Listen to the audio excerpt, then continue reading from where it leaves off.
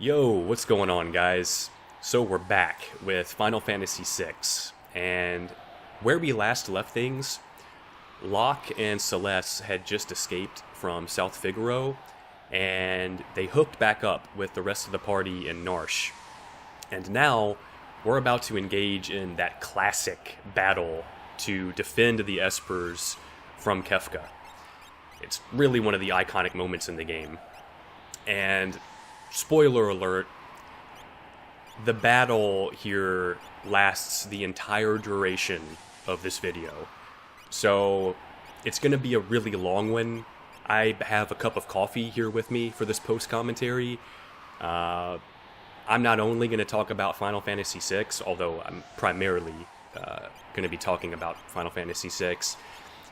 I'm probably going to be talking a bit about what I've been playing lately, some of the things I've seen lately. For example, I saw a little bit of Final Fantasy 15. I'd like to briefly touch on that.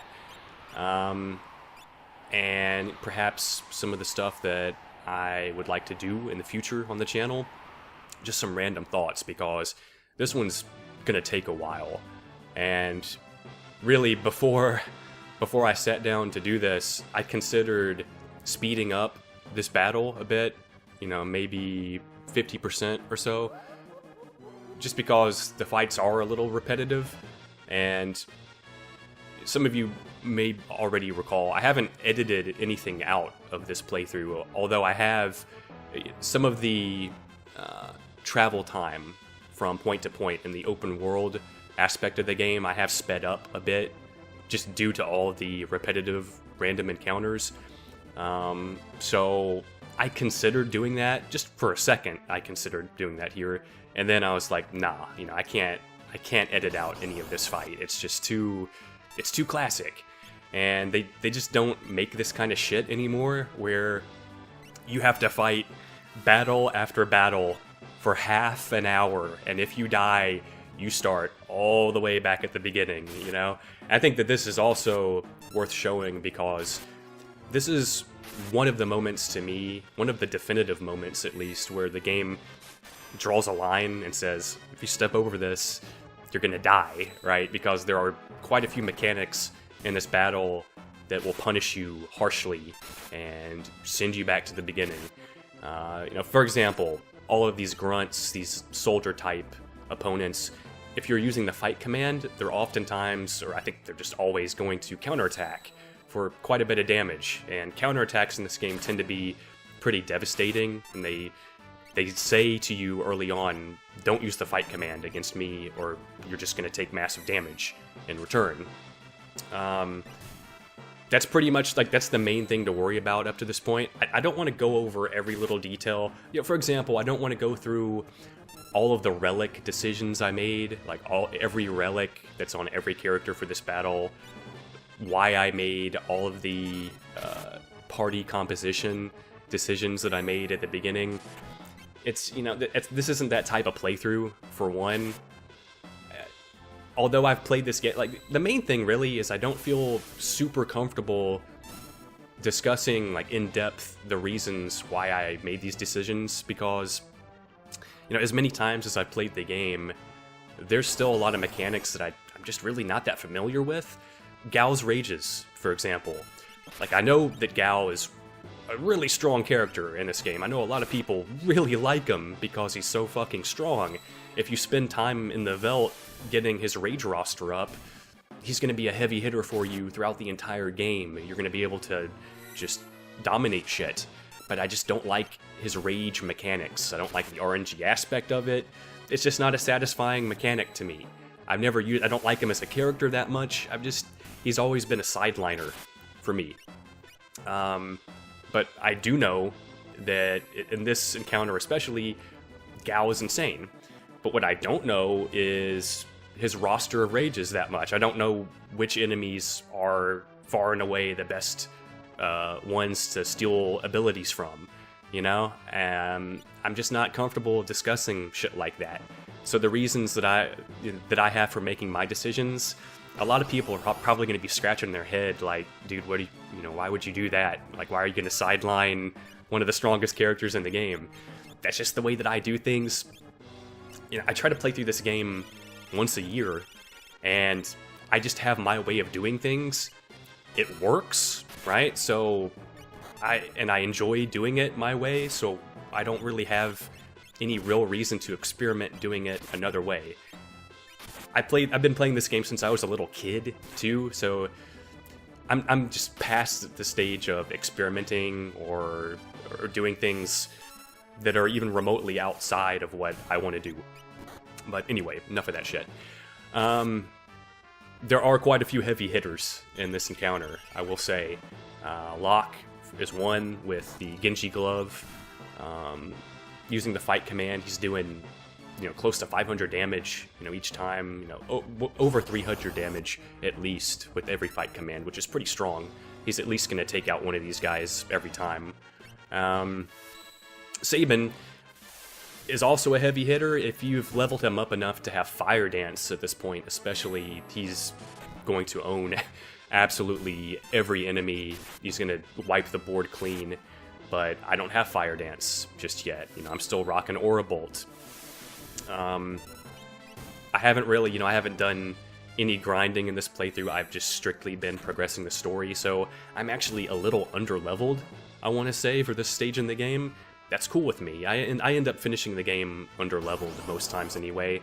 You can still be plenty overpowered and be underleveled in this game if you know what you're doing, if you have the right relics and stuff like that, the right kind of setup. Edgar as well, as you're seeing right here, his tools are devastating for the stage in the game. They continue to kind of be that way for a while. We're going to get some even better tools on Edgar in the very near future, actually. Let's see. That's pretty much it. Sabin, Edgar, and Locke are the main dudes here. Gal, as I've already mentioned, is a heavy hitter, but, not a huge fan. You know what? Let me take a sip of this coffee, and then we'll talk about... we'll talk about some Final Fantasy 15. So, here's the thing with 15. I can safely say that I'm never going to play the game.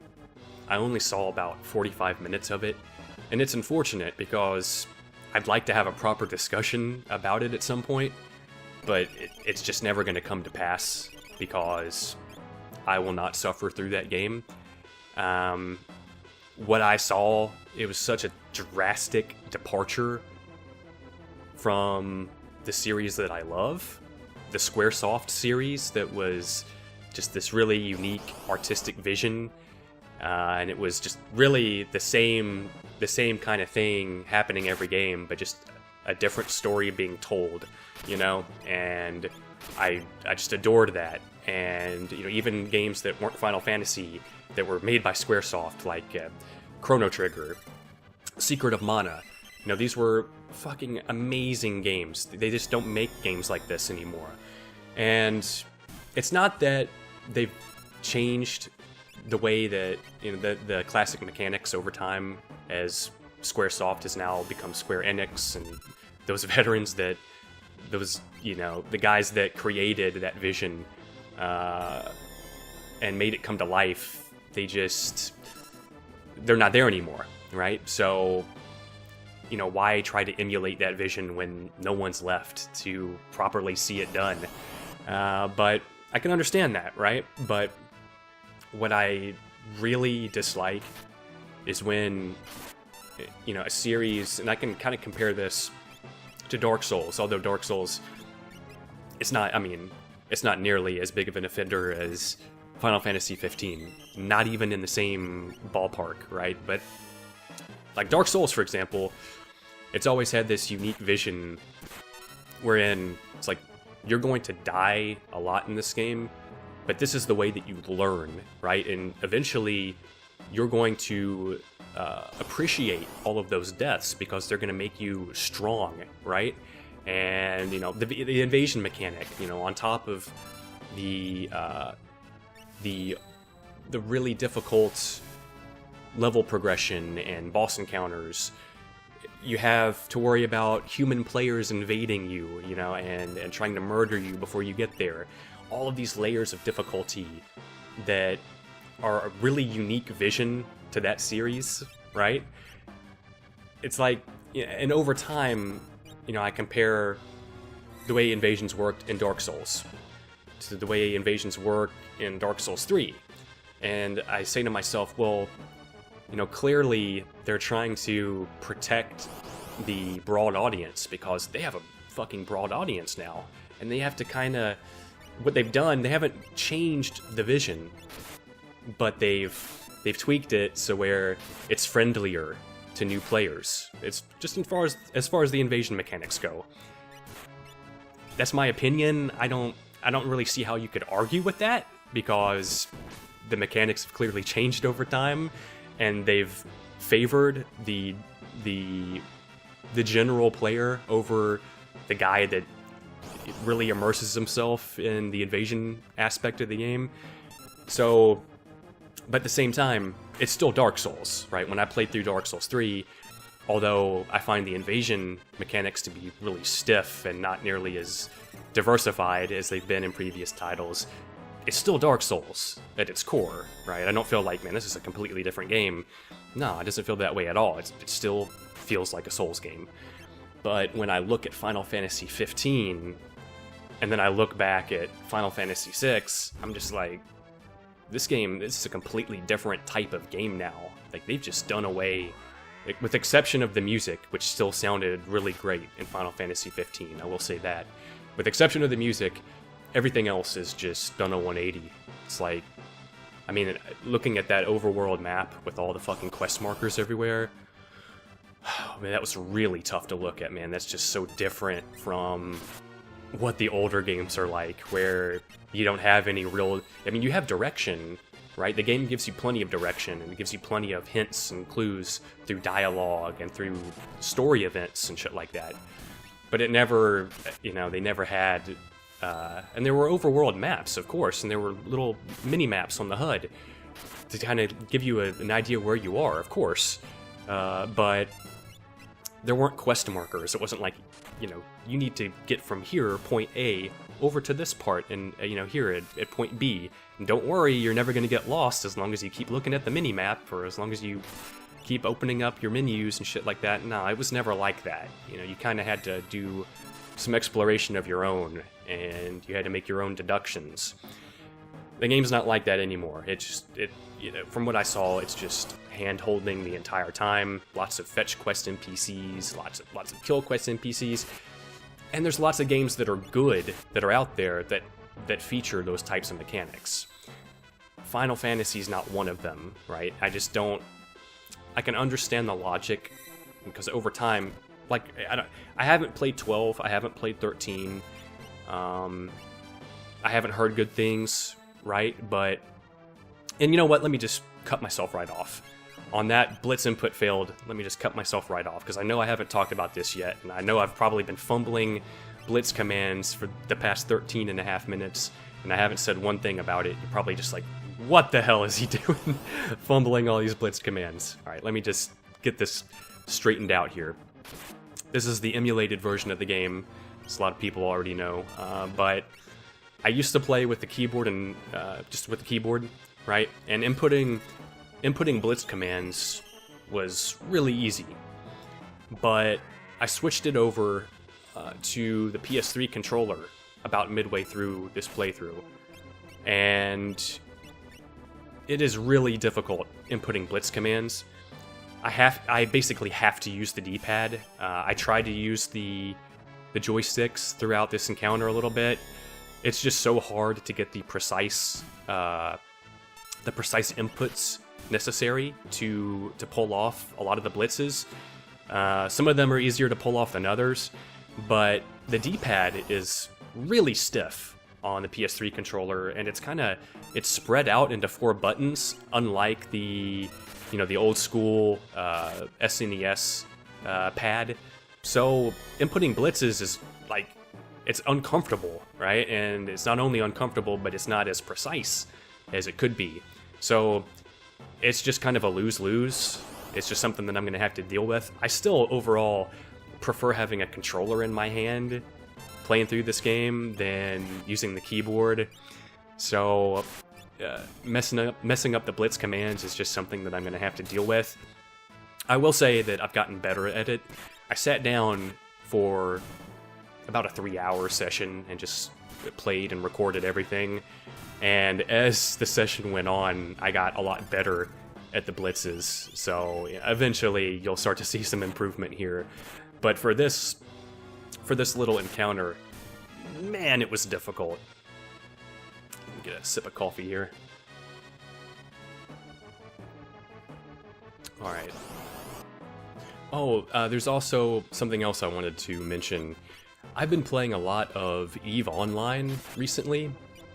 I made a character, like a couple friends got me to play the game close to 3 years ago, and I didn't really get into it at the time. I really appreciated the vision of the game and the player-driven economy.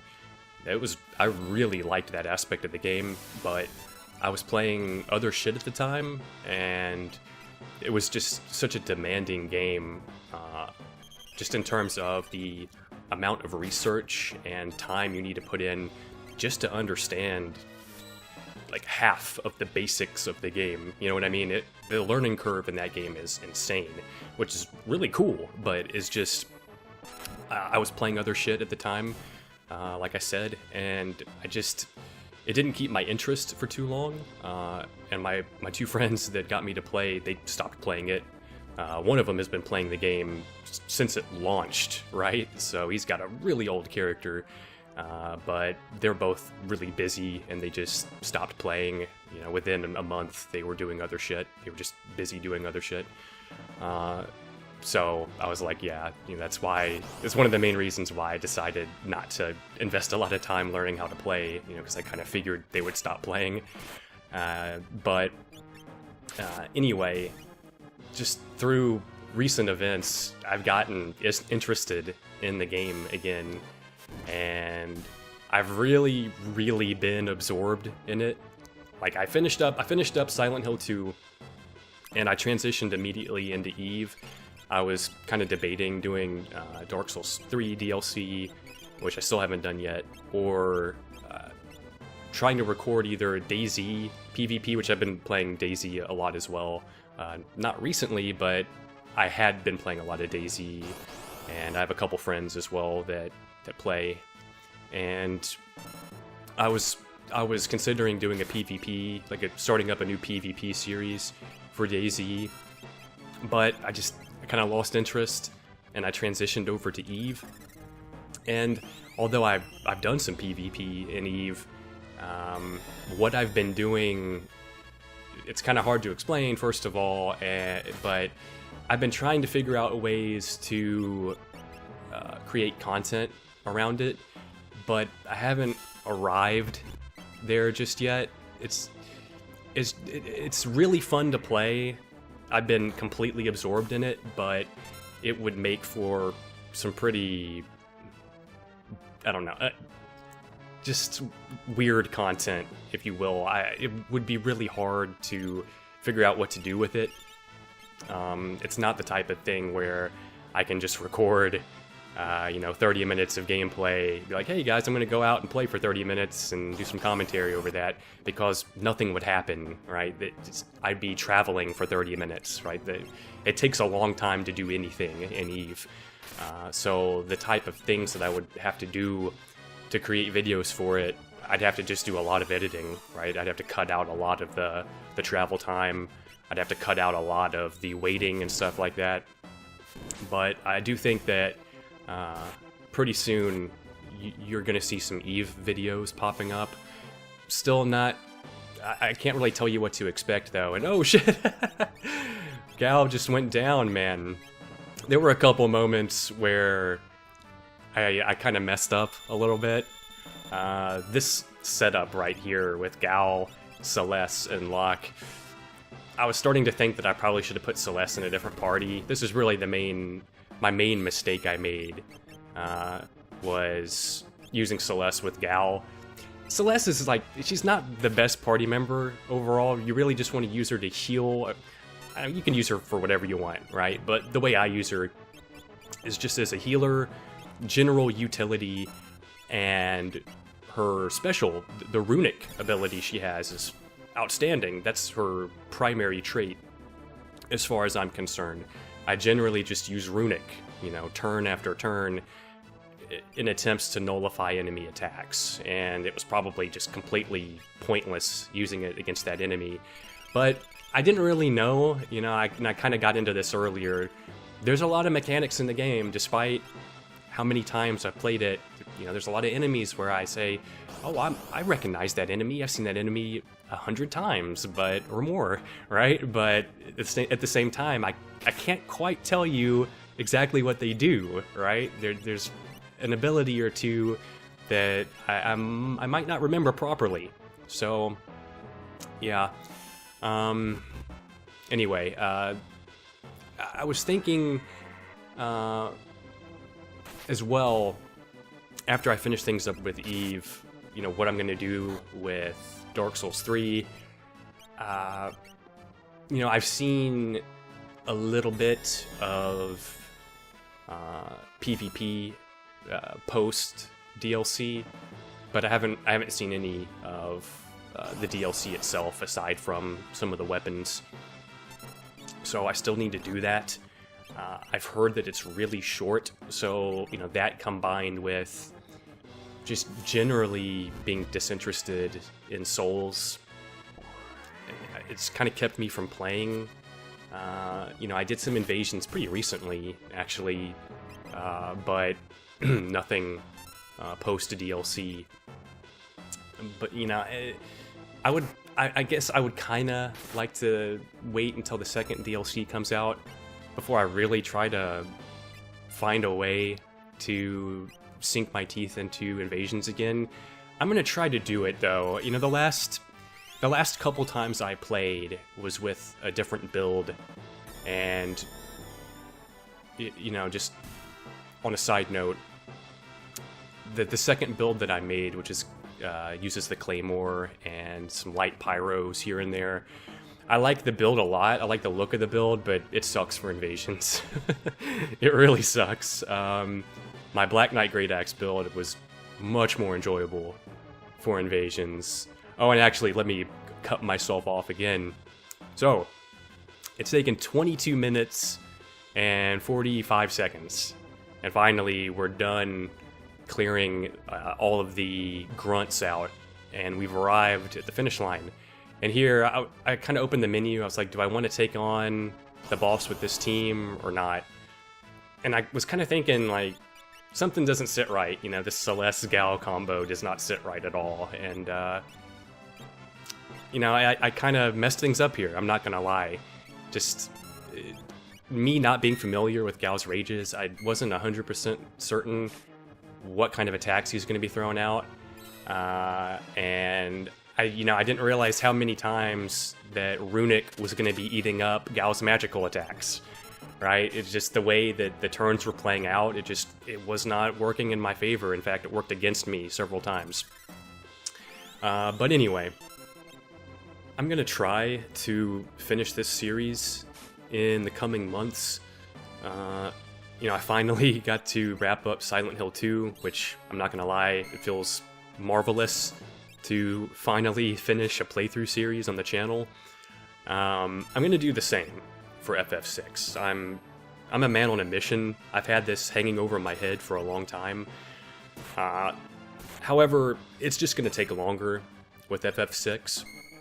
Just for example, what you're seeing here, I sat down and played for about 3 hours. So subtract this episode, we still have another 2.5 hours to talk about after this.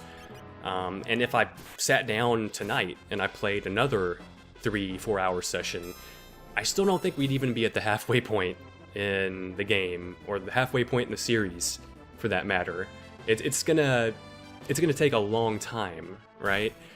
As much as I love SH2, it's a pretty short game, relatively speaking.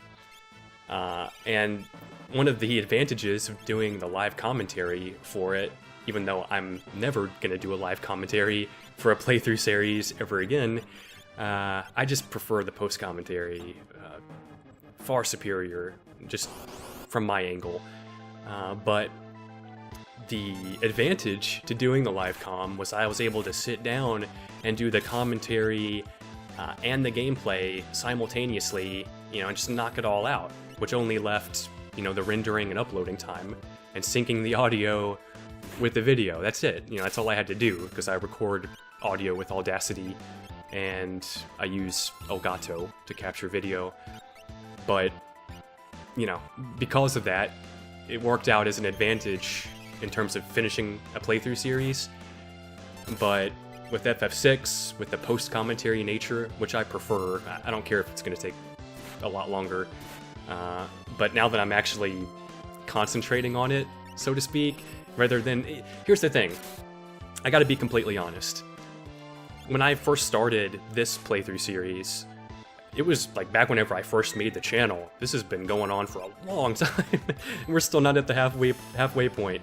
I mean, that's all on me, right? But if I'm being honest, when I first got started and I uploaded like the first episode, which was like 10 minutes long, and which I think was my first commentary I ever did on the channel, I didn't realize the amount of time.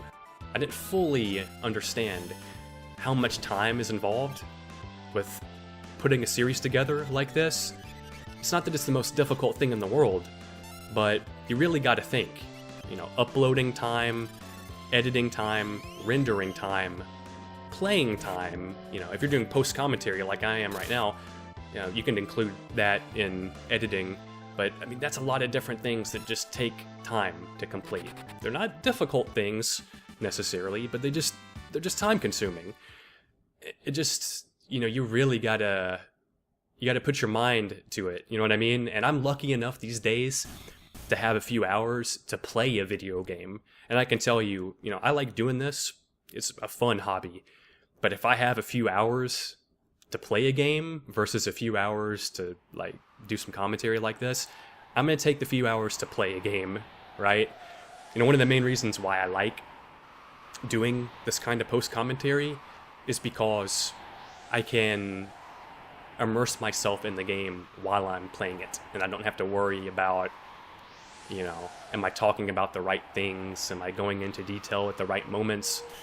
With as much as I enjoy Silent Hill 2, I found out close to the halfway point, I was like, man, I don't have enough practice with live commentary to properly execute this type of series.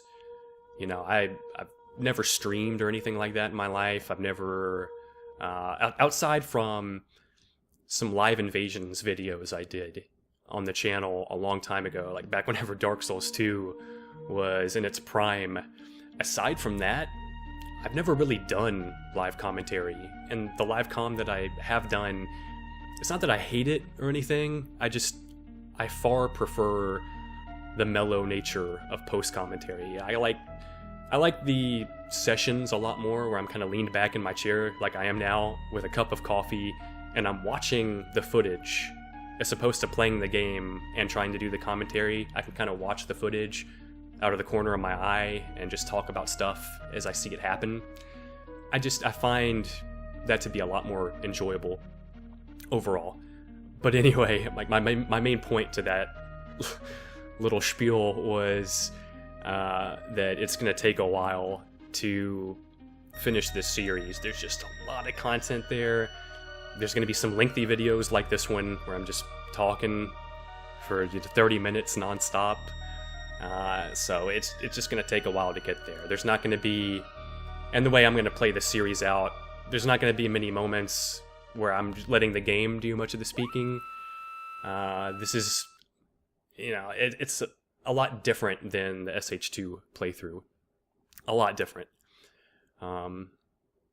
I guess the nature of the entire series just kind of assumes that anyone watching probably has already played the game before, has already played FF6 before, and is not watching this for the first time.